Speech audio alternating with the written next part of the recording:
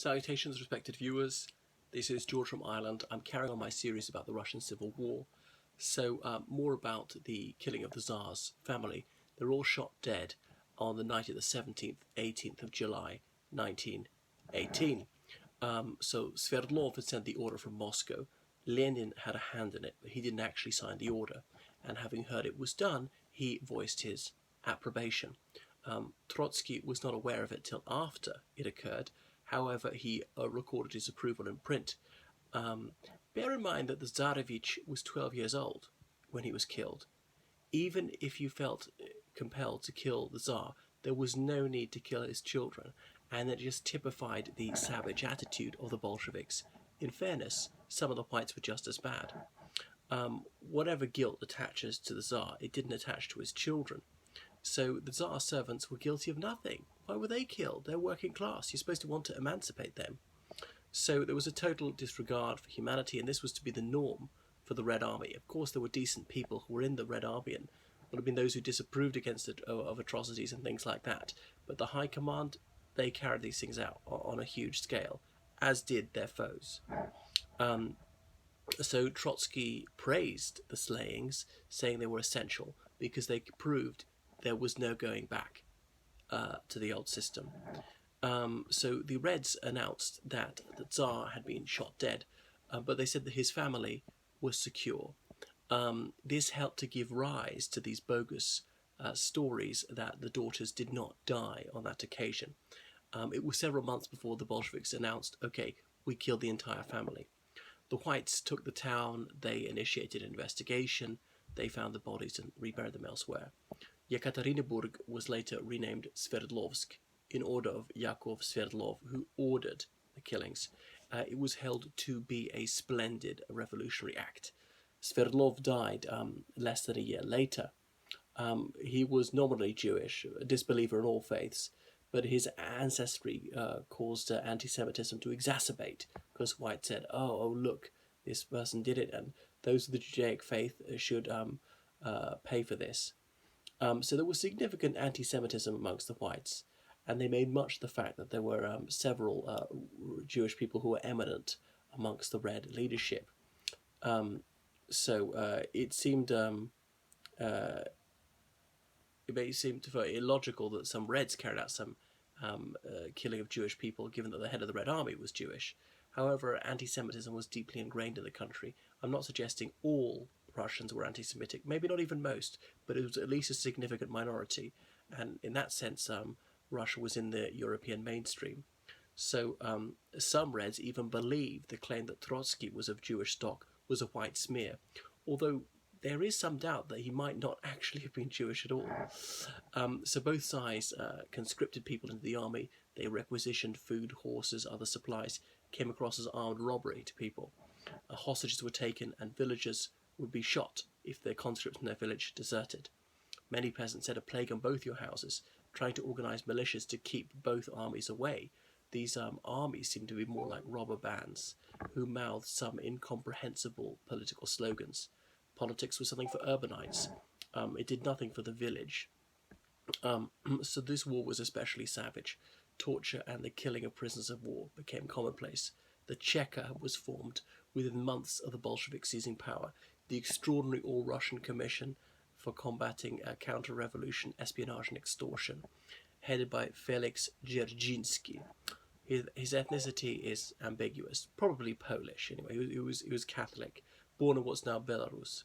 So the Cheka launched an enormous campaign of terror. These leather-uniformed Chekists paraded through the streets with a slogan saying, "Long live the Red Terror." Trotsky even wrote a book entitled In Defense of State Terror. So it was state terrorism. They bragged about it.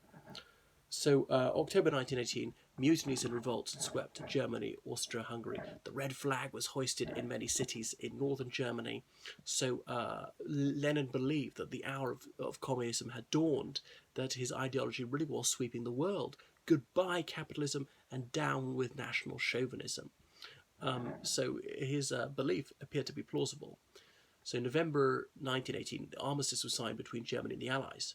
the Great War was over. So it seemed, not absolutely certain. However, the Allies were going to thrash out a treaty to present to Germany and the other Central Powers countries. If the Central Powers didn't sign the treaty, then the war would be back on. But some Bolsheviks feared that the Western Allies would send all their soldiers against them. The thing was to preempt this forward defence, world revolution. There were communist uprisings in Germany, Hungary, Finland. There were strikes in the United Kingdom, troops and tanks on the streets of Glasgow. So the upper classes were petrified that there was going to be a red mob howling at their doors.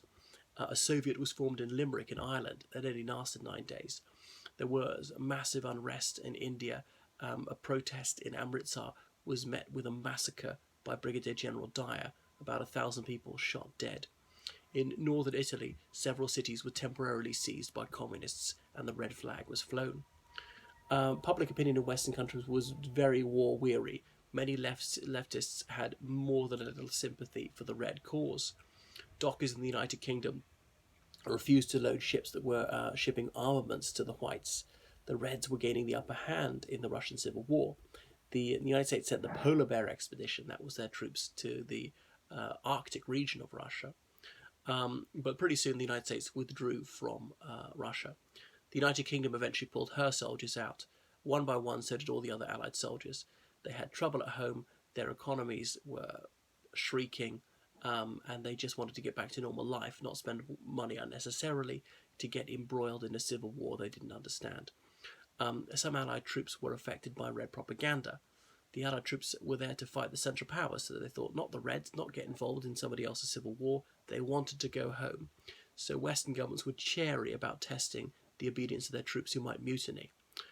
In 1919, the Whites, though, made some considerable gains. There was a civil war in Finland which resulted in a White victory. At one point, Petrograd was very lightly held by the Red Guards, and Lenin said if the Finns advance, they will seize the capital. There had been a time in 1918 when the Whites had launched a major offensive near St. Petersburg, and they were supported by the British with a few tanks. But at the last minute, the Russian Whites decided not to go for St. Petersburg, or Petrograd, I should call it then, saying we've got British people with us. We don't want the British to get into our capital, felt that they would be helping another country conquer their capital. So the Finland was ruled by a man who'd previously been an officer in the Tsarist army, Carl Gustav Emil Mannerheim, became a marshal. Anyway, the Royal Navy controlled the Baltic and could have easily ferried the Finnish troops across the Gulf of Finland to Petrograd. Anyway, in the event, Marshal Mannerheim chose to keep Finland out of the Russian Civil War, simply wanted to rebuild Finland, have an independent and neutral state. So Poland came back after having been dismembered for the third time, the third partition of Poland in 1772. There'd been a brief renaissance of Poland under Napoleon. Marshal Piłsudski ruled Poland. He harked back to the 17th century, where the Polish-Lithuanian Commonwealth had been the mightiest state in Eastern Europe, ruling from the Baltic to the Black Sea, and he entertained fantasies of recreating Poland's halcyon days. Russia was in the throes of a horrific civil war. This presented opportunities that would never come again. Belarus, the Ukraine as far as the Dnieper, and even Russia as far east as Smolensk had once been Polish. The Poles had even once entered Moscow. So in 1919, Piłsudski sent this newly reformed Polish army east. France actively supported them, gave them moral backing, but also weapons and military advisors, the French military mission to Poland, including a certain Charles de Gaulle. At first, the Poles made rapid headway because Russia was so war-torn and very lightly defended. The Poles were at least highly motivated, disciplined and united. But the Red Army fought back. The Poles had overextended their supply lines and become vulnerable. So the Poles were driven deep back into their own territory. There was also the Green Army, which is like a series of local militia, just peasants defending their land, non-ideological. There was a Ukrainian independence movement. Ukraine had briefly declared independence and briefly functioned as a sovereign state. They established diplomatic relations with Azerbaijan, exchanging embassies.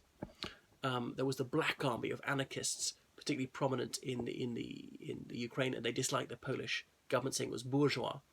So the Polish army was driven back as fast as it advanced. The Red Army pressed their advantage and got to the gates of Warsaw.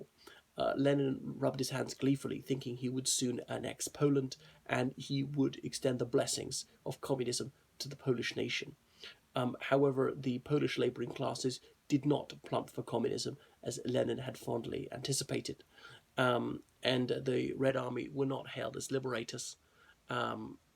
They were there to overthrow the reactionary militarists and free the Polish toiling classes, as Lenin would claim, but nationalism trumped class solidarity, and many Poles said, a Russian is a Russian no matter what his ideological guise. We don't believe this tripe about the brotherhood of man, and workers of all world unite.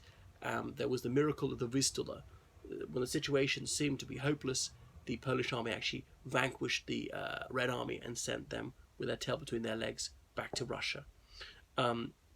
So Lenin's ideology had blinded them to the fact that most people find national identity to be very important, and precious few Poles heeded his call to the revolution.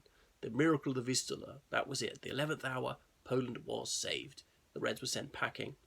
So the Red Army fled back to what we now call Ukraine. In 1918, the Treaty of Riga concluded the Russo-Polish War.